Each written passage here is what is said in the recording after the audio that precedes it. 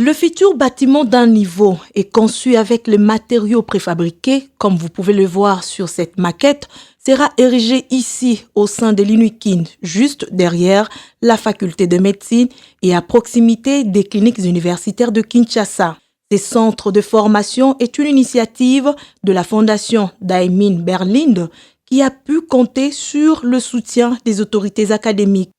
L'endoscopie fait partie des chirurgies que nous appelons les chirurgies mini-invasives.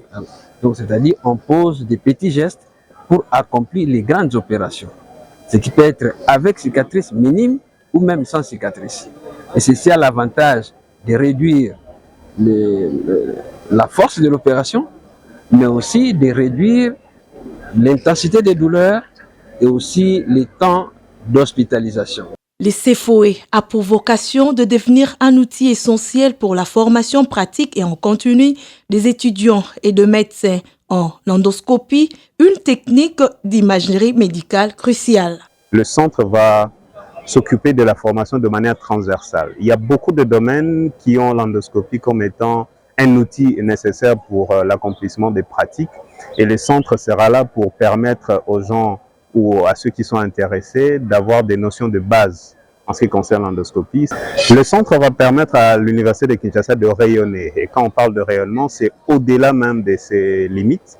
Donc le centre accueillera par la faculté de médecine tous ceux qui seront intéressés par des formations que la faculté va organiser avec l'accompagnement technique du centre.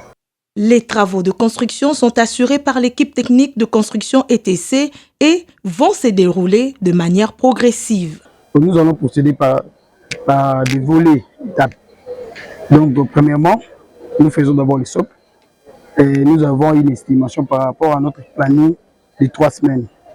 Donc, pour la partie soubassement. L'endoscopie permet, grâce à un endoscope, un tube flexible équipé d'une caméra et d'une source de lumière, d'explorer l'intérieur du corps humain pour des diagnostics et des interventions chirurgicales.